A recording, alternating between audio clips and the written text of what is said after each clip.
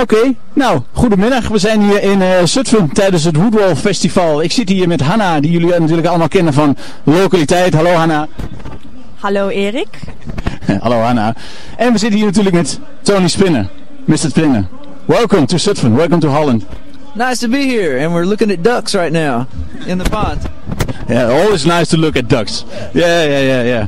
How's it going? What do you feel like? You're doing this tour? You're going through Europe?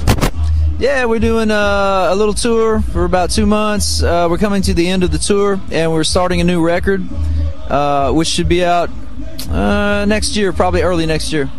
Okay, that's nice.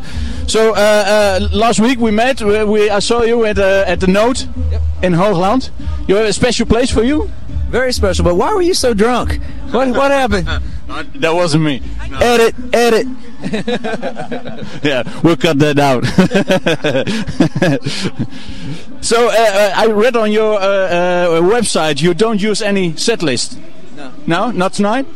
No, I don't like set lists because a lot of what we do is improvisation. There are some typical songs, but we don't play them in any order. We just, because every time is different, so it'd be boring to do the same thing every time. All right. Okay, so it's the first time in Zutphen? Oh, no, I've been here before sometime, I'm sure. I'm in Holland a lot, maybe twice a year.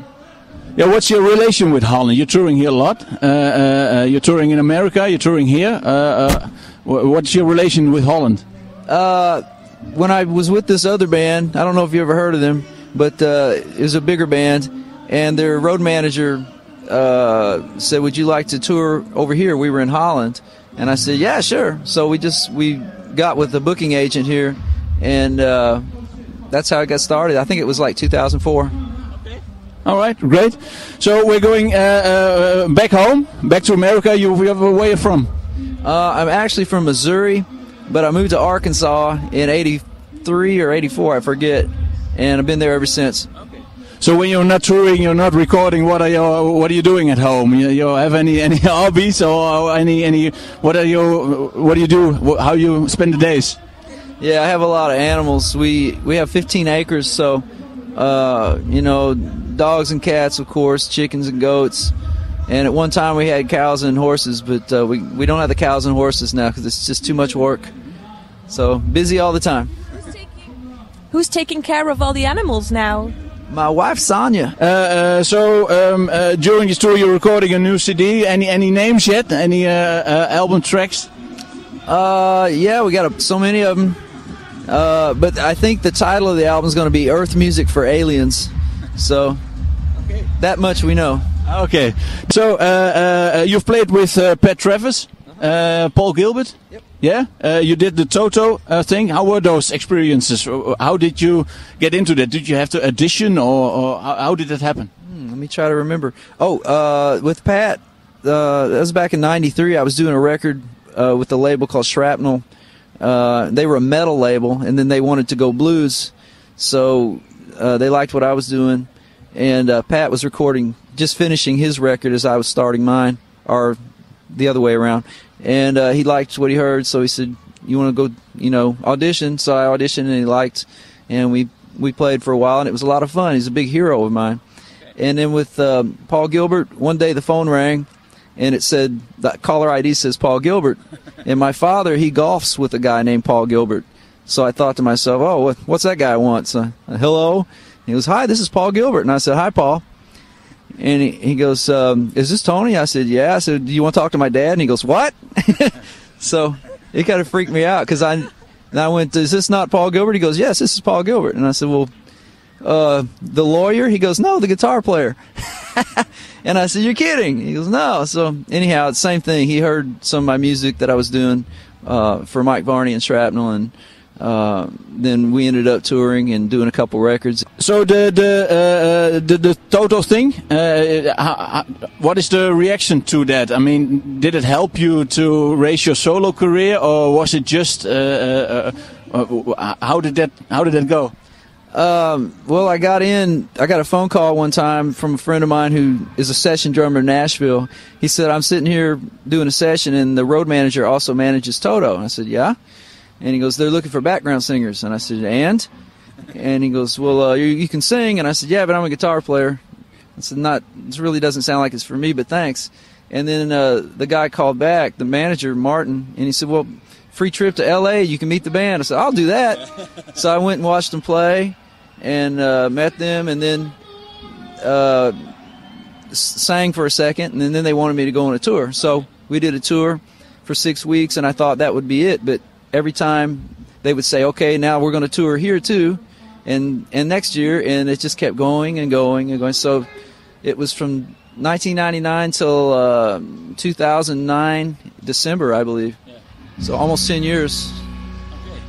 And did it help you to do a solo tour here, or did it because your name went?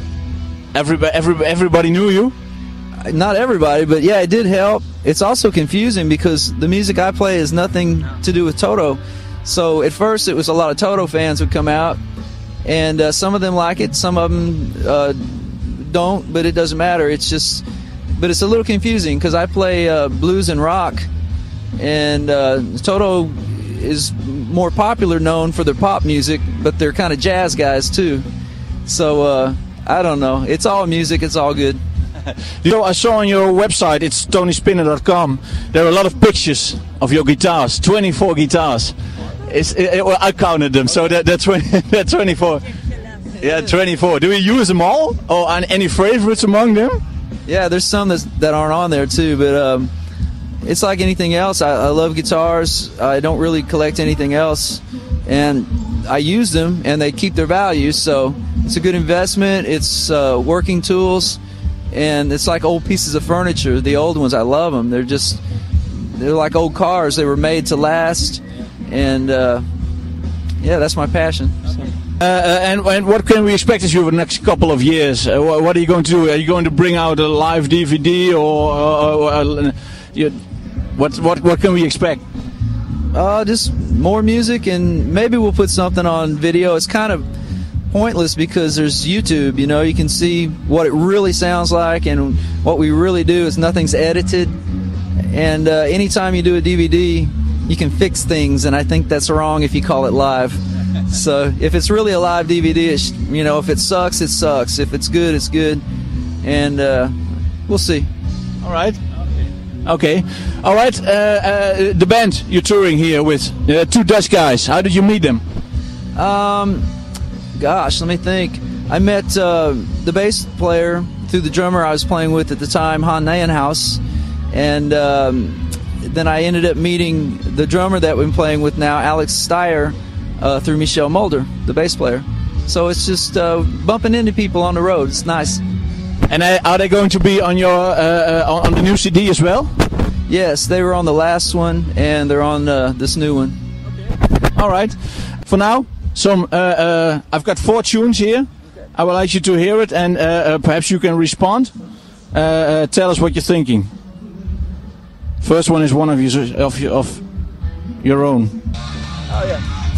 It's Turn It Up. Yeah. Turn It Up. That was inspired by the James Gang. I really like Joe Walsh as a guitar player and a person. He's a funny guy, and but he's good inspiration. So that's where that song came from. All right. Thank you very much. Second one. Oh, T-Bird. Thunderbird. Yeah. It's the first song of your latest CD, or your latest live CD? Well, there's a bootleg floating around, and that's on the bootleg. The Thunderbird is a song, I think it's probably an old song, and the first time I heard it was ZZ Top playing it on the live album called Fandango. So we just did it for fun. All right, thank you very much. The third one. Oh, wow, yes. What happened there? It's on a tribute record for Jimi Hendrix. Yeah, that's exactly what it is. It's one of my favorite Hendrix songs, and I just did it on a 4-track at my home for fun. All right, you did it at home, and then you send it in, and because there are a lot of big names on that CD. There's Steve Lukather, did they ask you for that, or did you just send it in and? No, they asked me to do it, and actually I played drums and bass on it too because I didn't have anybody to do it at the time. So yeah, it's interesting. All right. Yeah. Stop Loving You from Toto. You're singing it. You're on the live DVD. Yeah, that was scary as hell. I didn't want to. I really didn't want to sing. You know, backgrounds are fine, but they kept asking me to sing that song, and Bobby asked me, and finally I did. But every time I hear it, it reminds me how scared I was every time, because it's hard to sing. Joseph Williams, he has a great voice, and it's, you know, the range is very high. So every night, there were some nights I couldn't sing it. It was so embarrassing, but I tried my best. Yeah, but the response was great. When I sang it good. All right, thank you very much. Well, that's it. That was Tony Spinner here live at Woodwall. Thank you very much, Tony. Thank you. Thanks for the interview. Good luck tonight at here at the Woodwall. Thanks a bunch. Y'all stick around. Thank you very much.